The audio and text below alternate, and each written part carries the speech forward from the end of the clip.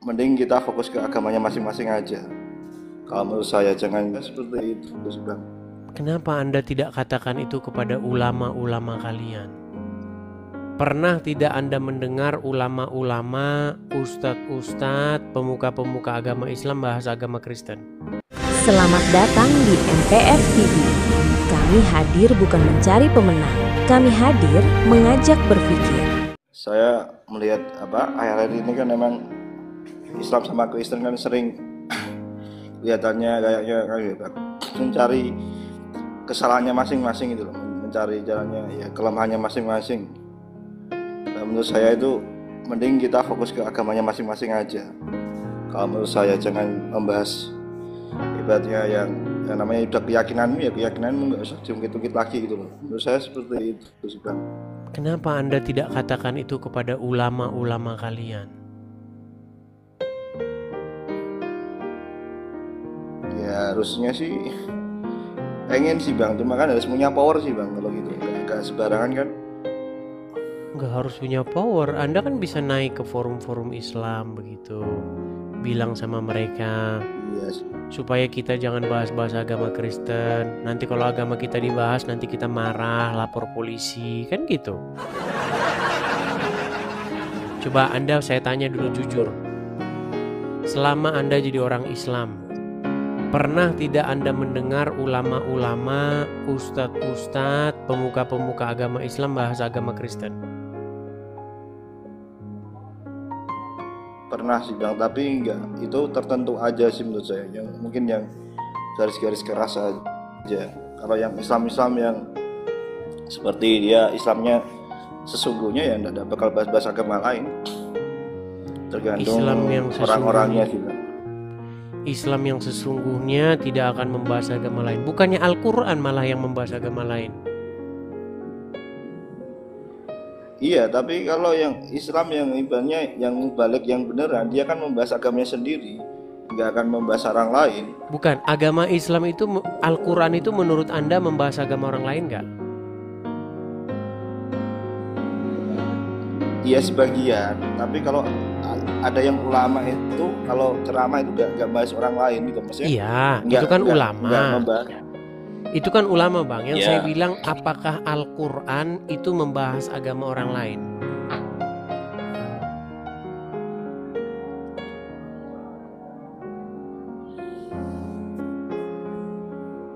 Kok diam dia?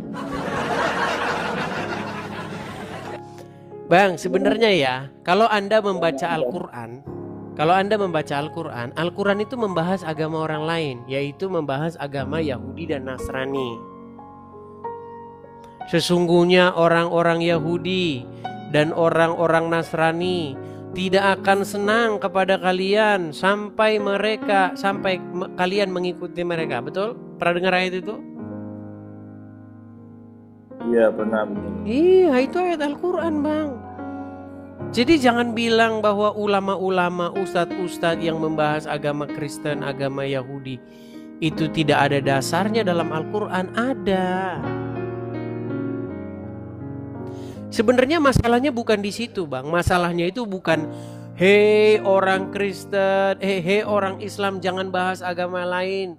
Hei orang Kristen jangan bahas agama Islam. Masalahnya bukan di situ. Masalahnya di sini, biar Abang tahu. Kalau ada orang Kristen menanggapi orang Islam yang membahas agama Kristen, orang Islam jangan lapor polisi. Orang Islam jangan mempersekusi. Karena orang Kristen bahas agama Islam itu sebagai sebuah respon, sebagai sebuah tanggapan atas pernyataan-pernyataan Al-Quran. Misal nih, pernyataan Al-Quran yang paling terkenal, wa ma qataluhu, mereka tidak menyalibkannya, wa ma salabuhu, dan mereka tidak membunuhnya dan tidak menyalibkannya, akan tetapi yang diserupakan. Nah itu kan akhirnya Abang pun percaya itu kan, ya kan? Betul nggak? Abang percaya itu nggak? Iya. Dan akhirnya itu Iya, percaya. pasti berbenturan dengan imannya orang Kristen. Ketika kalian Muslim mengatakan Yesus itu tidak disalibkan, saudaraku Kristen, yang disalibkan itu adalah orang yang diserupakan. Nah, kami orang Kristen kan jawab, wahai Muslim, kok bisa kamu katakan yang disalibkan itu bukan Yesus? Lalu siapa? Pokoknya bukan, tetapi yang diserupakan. Maksudnya gimana yang diserupakan gimana? Ya diserupakan. Ada wajah orang lain diserupakan. Nah, akhirnya kan terjadi sebuah dialog, terjadi sebuah perdebatan. Sebenarnya nggak masalah gitu loh. Yang jadi masalah itu kok bisa orang Kristen itu, orang Islam kalau di debat tuh langsung ngamuk, marah, mempersekusi, datangin rumahnya rame-rame. Nah, kelakuan buruk orang Islam tuh kayak gitu, Bang. Itu yang saya sampaikan. Ya, mungkin kan dia Bang mungkin Ceki, yang paling makasih banyak. ya Ceki. Gimana, Bang? Mayoritas Islam kan paling banyak mungkin. Mayoritas Islam mungkin paling banyak, makanya dia berani seperti itu. Menurut saya seperti itu. Iya, makanya itu yang saya didik gitu loh. Yang saya utarakan tuh itu, supaya sama seperti politik loh, Bang.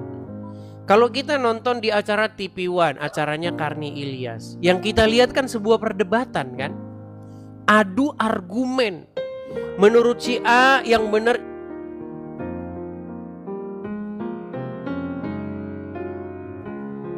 kan saling mengumumkan dan saling menunjukkan kelemahannya. Para penonton akan mengambil kesimpulan yang mana yang benar.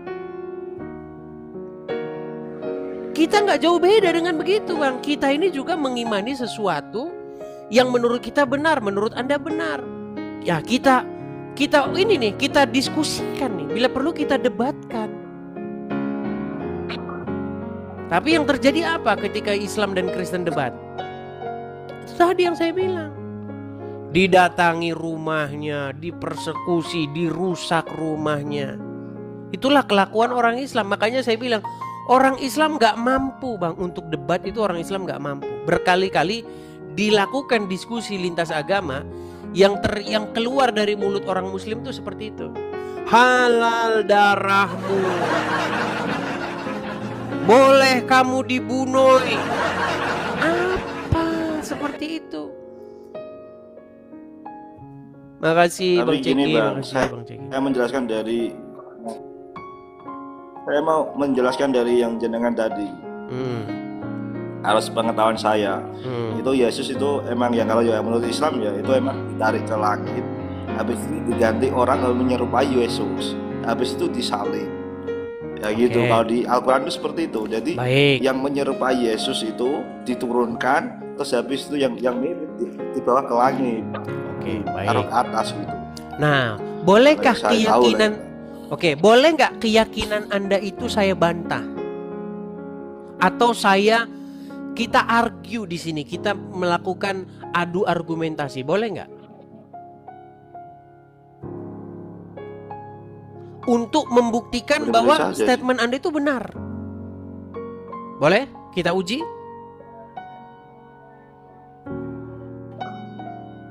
Boleh. Baik. Kalau begitu, berarti banyak orang yang tertipu karena mengira itu Yesus, padahal sesungguhnya orang yang diserupakan wajahnya menjadi Yesus. Betul nggak? Iya. Nah, kalau ada yang imani tertipu, seperti itu. Kalau mereka tertipu, ada yang tertipu dan jumlahnya sangat banyak, miliaran, berarti ada penipunya nggak? Ada lah. Siapa penipunya? Yang membuat kisah itu, Bang, saya juga nggak tahu. Siapa itu? Yang membuat skenario itu siapa? Ya, yang saya imani ya Allah. Allah yang mengatur segalanya sesuatu itu.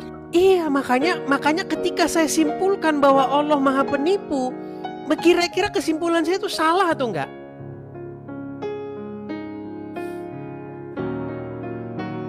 Ya enggak juga sih. Nah Emang iya. sudah jatuh sama Allah.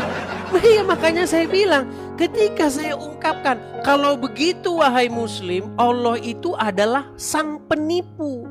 Dia menyesatkan banyak manusia. Karena dia merubah wajah orang jadi wajahnya Yesus. Gitu loh. Nah ketika saya bilang begitu, halal darahmu, alamatmu di mana? Ya itu yang terjadi kayak begitu, Pak. Sesimpel itu sebenarnya masalah kita. Gitu loh. Iya kan. Ya padahal kan udah jelas kan kalau memang yang di atas itu menyerupakan Yesus kan, terus dinaikkan ke langit. Iya, akibatnya Kan itu kan gitu kan. tertipu. Orang-orang kan jadi tertipu. Gitu loh.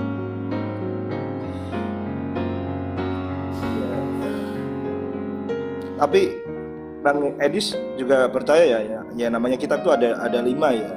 Zabur, Injil, Kitab, Taurat, Al-Quran, itu tahu juga ya Bang Edis. 13 tahun saya memperdalaminya, Bang. Bukan hanya sekedar tahu. Bahkan saya sering mengatakan, tidak mungkin ada seorang muslim yang lebih ngerti Quran daripada saya. Saya belum pernah ketemu orang Islam yang lebih ngerti Islam daripada saya, Bang. Oh gitu ya. Iya. Ya menurut Abang itu berarti Injil itu sudah penyempurna segala kitab atau gimana? Tidak dikatakan seperti itu, Bang. Tidak dikatakan penyempurna segala kitab. Bagaimana mungkin Injil menyempurnakan kitab masaknya sang koki dari mana gitu? Enggak.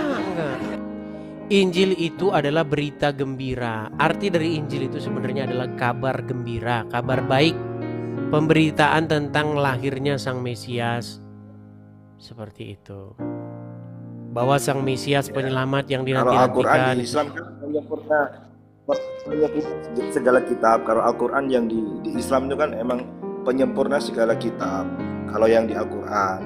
Nah, kalau yang tapi di Injil tadi bahagia. iya, kabar gembira. Tapi itu Kabar pun bahagia. Tapi itu pun jadi sebuah masalah, Bang.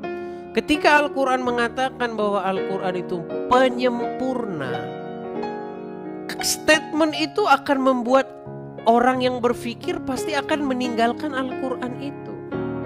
Bagaimana dikatakan penyempurna, tetapi Al-Quran itu tidak lebih jelas daripada yang diklaim disempurnakan. Saya kasih contoh misalnya.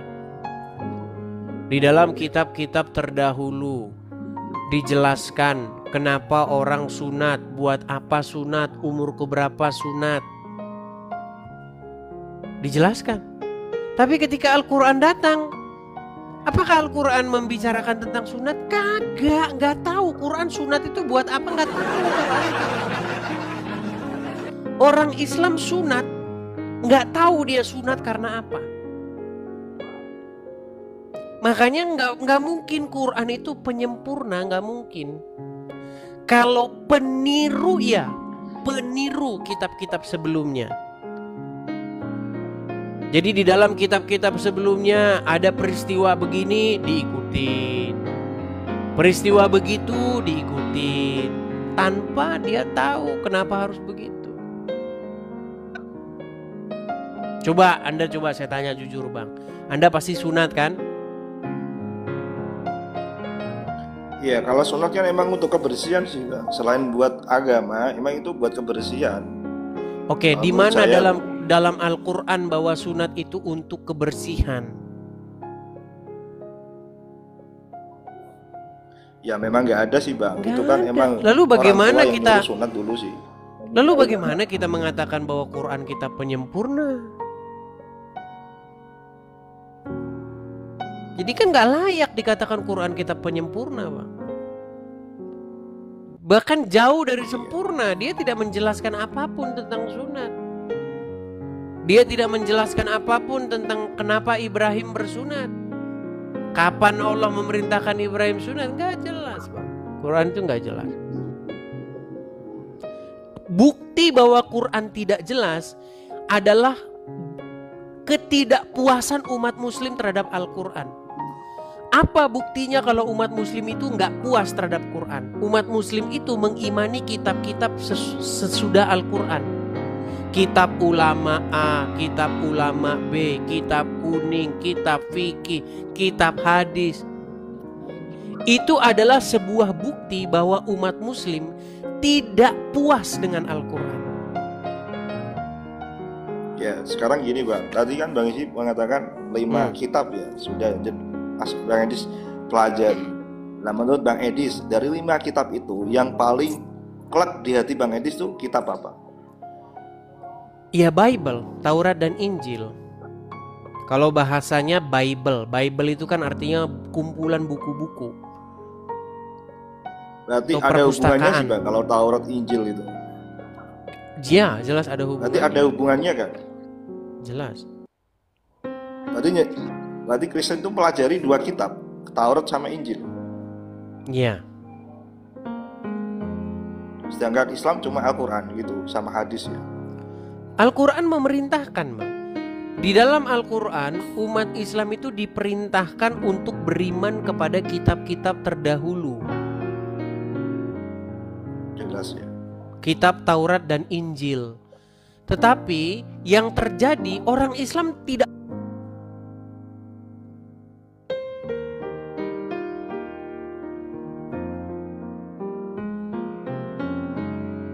pertanyaan alam kubur bahasa Arab,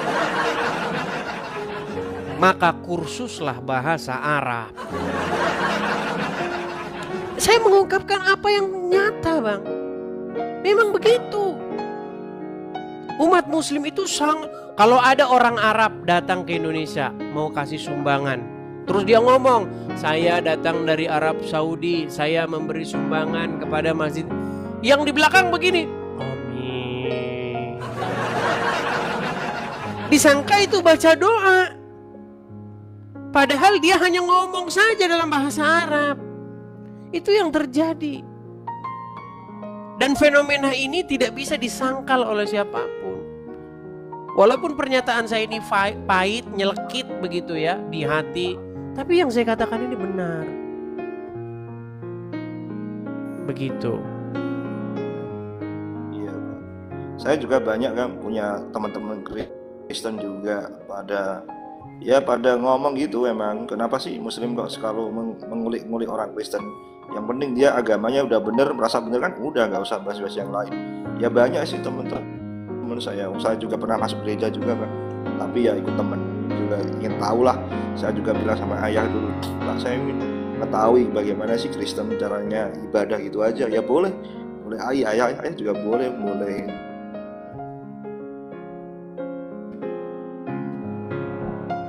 Ya, waktu supaya agak sedikit sinyal. Iya, oke lah, gitu ya, Bang Rahmat ya.